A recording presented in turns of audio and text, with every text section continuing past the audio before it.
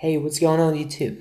This is the right time to show you skills about Pythagoras theorem, and here we are actually want to prove it. So, the first problem, you're given this trapezium and there are inscribed triangle with sides CC, so basically it's BC. Okay, so using this shape, try to prove Pythagoras theorem. So basically state the fact that for the triangle, let's say triangle ABC, you'll have Pythagoras theorem. C squared equals to A squared plus B squared. Okay, so pause the video and try to show your skills. Okay, I'll give you my explanation, how I work it out. So as I remember, it was in 1874 that was actually the theorem was published, and there was a shape attached to actually as the reference shape where the Pythagoras theorem comes from. Okay, so let's do it. What I notice here is I can figure out the area of a trapezium. So remember, if you have a trapezium, let's say I put it in the right way. So let's say this is trapezium, and because in our case this is already height, right? I'll just use the bottom base and the top base. So in order to calculate the area of trapezium, I'll just simply, that's how I mark it. So I just simply need to add two bases, divide by 2, it's called semi-sum of bases of the trapezium, and multiply by height. Okay, the idea is pretty simple and straightforward, and actually you can watch it and see through the whole videos series dedicated to geometry, and also you need to apply it on your exams papers.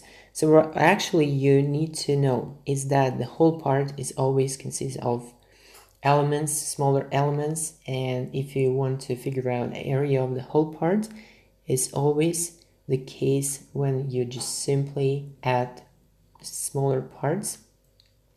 And in this case, you know that area of trapezium is actually represented by area of triangle ABC, then area of triangle BCE,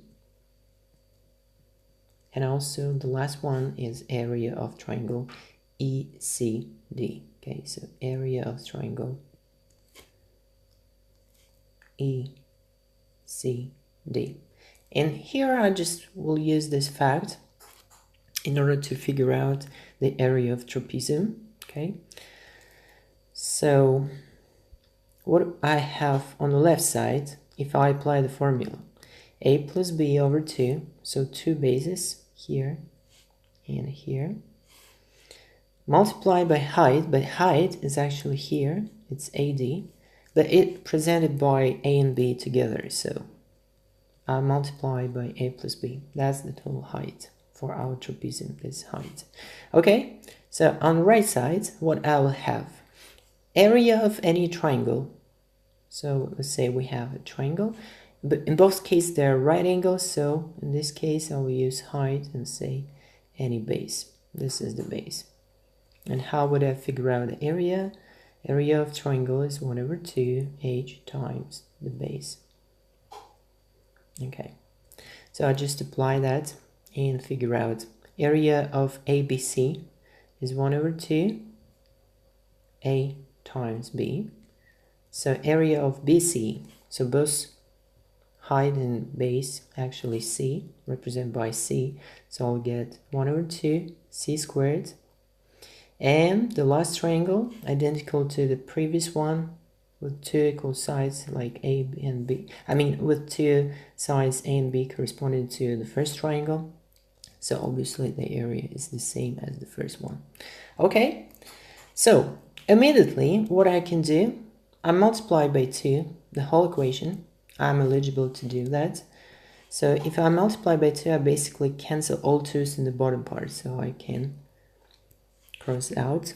And what I have, I'll have a plus b squared equals to, if I combine AB and AB, I'll get just 2AB and also c squared. Alright, what I can do next, I'll just use the formula for a plus b squared. Okay, so a plus b squared. You can do it again using the formula or through just direct expansion. So a squared plus 2ab plus b squared. Or you can expand two identical brackets and then you multiply with each other. So we get a squared plus ab plus ba plus b squared. Okay, and this actually will give you 2ab. Okay, so what I have on the left side this, which is here, and on the right side I will have 2ab plus c squared. So I can write that it also equals to 2ab plus c squared. I just rewrite the whole expression.